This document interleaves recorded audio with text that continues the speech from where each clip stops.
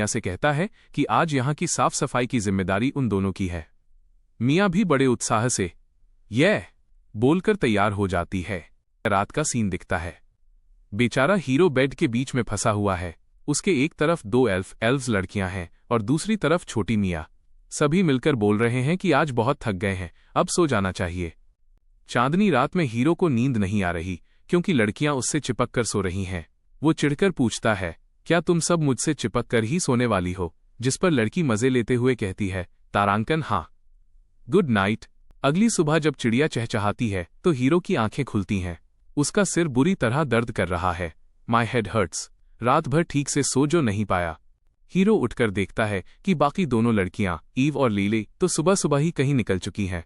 वो समझ जाता है कि अब घर की साफ सफाई का काम सिर्फ उसके और मिया के सिर पर आ चुका है। हीरो मिया को जगाने जाता है जो अभी भी गहरी नींद में सो रही है और उसके मुंह से लार टपक रही है। वो उसे हिलाते हुए कहता है, चलो जल्दी उठो। आखिरकार दोनों काम पर लग जाते हैं। हीरो झाड़ू लगा रहा है और नन्ही मिया एक स्टूल पर चढ़कर डस्टर से अलमारी साफ कर रही है। दोनों पूरी मेहनत से घर चमकाने में जुटे हैं। सफाई करते करते हीरो अचानक मिया को देखने लगता है। मिया पूछती है, तारांकन क्या हुआ? क्या मेरे चेहरे पर कुछ लगा है? तब हीरो दिल पिघला देने वाली बात कहता है, नहीं, मैं बस सोच रहा था कि आज भी तुम्हारी आंखें बहुत खूबसूरत हैं मिया। मिया शर्माते हुए कहती है कि आज तक सिर्फ उसने ही उसे यह बात कही है। यहाँ मिया भावुक हो जाती है और अपने अतीत के बारे में बताती है। उसकी आंखें अलग अलग रंग की हैं, हेट्रोक्रोमिया। इस वजह से उसके अपने गांव वालों ने उसे अपशगुनी या श्रापित कहकर निकाल दिया था।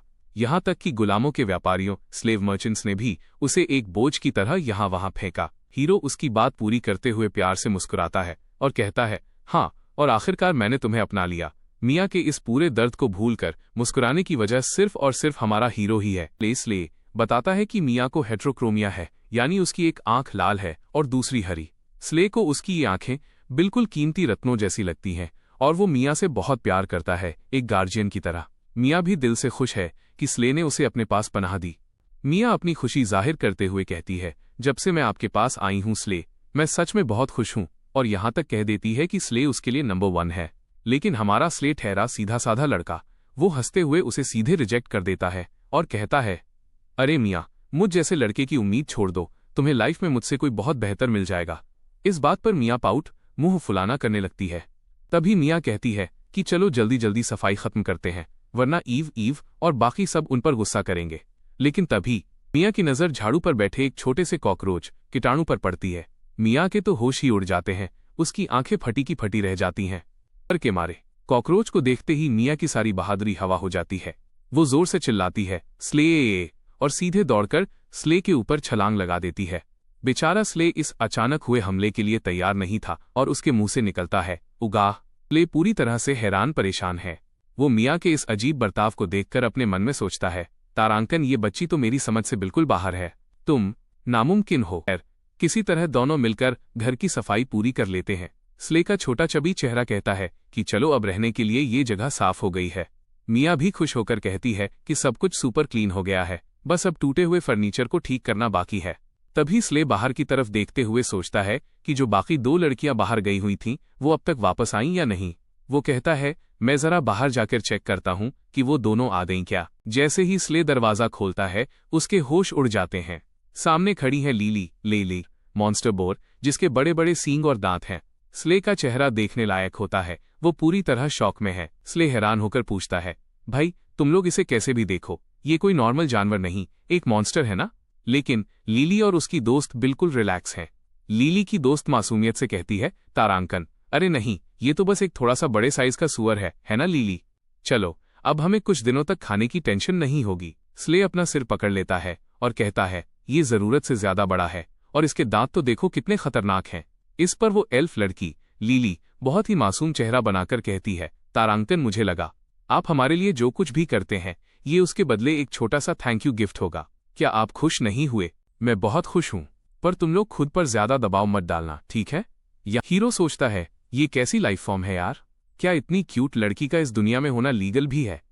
लेकिन पीछे खड़ी दूसरी लड़की जिसका नाम ईव है, वो अजीब सा मुंह बनाकर चिबी फॉर्म में हीरो को देख रही है, जैसे कह रही हो, हाँ, देख लो पहले इसे ही। हीरो, तुम भी बहुत प्यारी हो ईव। हूँ, हीरो को समझ आ जाता है कि ईव को जलन हो रही है। वो तुरंत ईव की तारीफ करता है, जिस पर ईव नखरे दिखाते हुए अपना मुंह फेर लेती है। अचानक माहौल बदल जाता है। ईव के कान खड़े हो जाते हैं। वो एक एल्फ जैसी दिखती है। उसे अपनी जादुई ताकतों या तेज इंद्रियों से किसी खतरे का एहसास होता है। हीरो, क्या बात है ईव? ईव, इंसान हमारी तरफ बढ़ रहे हैं। हीरो, क्या कहा? ईव अचानक अलर्ट होकर बताती है कि कुछ लोग उनके करीब आ रहे हैं। इस बात को सुनकर हीरो पूरी तरह से चौंक जाता है। अगर ये कोई आम जगह होती तो खुश होने की बात थी, लेकिन यहाँ अलीबिया बैरोनी में ये गुंडों और लुटेरों का इलाका है, इसलिए ये बिल्कुल भी जश्न मनाने की बात नहीं है। हीरो हमें समझाता है कि वे जिस जगह पर हैं वो शरीफ लोगों की नहीं बल्कि खतरनाक अपराधियों और गुंडों की है। इसलिए यहाँ किसी इंसान का मिलना मतलब मुसीबत को दावत देना है। ईव अपनी दूर की नज़र से देखकर बताती है, उनके पास हथियार भी हैं। एक के पास माचिटे, बड़ा चाकू है और दूसरे के पास हीरो, अच्छा, तो तुमने उन्हें तब देखा जब तुम आसपास छानबीन कर रही थीं। ईव, मुझे उनकी तरफ से नफरत और दुश्मनी महसूस हो रही है। मुझे डर है कि कहीं उन्होंने हमें देख तो नहीं लिया। ईव बताती है कि वो लोग काफी गुस्से में और आक्रामक लग रहे हैं। हीरो सोचता है, मैंने ईव, लेली और मिया को इतने अच्छे और महंगे कपड़े पहना रखे हैं कि कोई भी उन्हें देखकर सोचेगा कि ये किसी बड़े अमीर खानदान की लड़कियां हैं।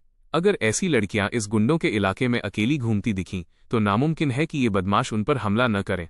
हीरो को अब टेंशन हो रही है कि उसके ग्रुप की लड़कियां इतनी ज्यादा सुंदर और संस्कारी दिख रही हैं कि ये लुटेरे उन्हें देखते ही लूटने या किडनैप करने की कोशिश करेंगे। हीरो, तो फिर अब कुछ नहीं किया जा सकता।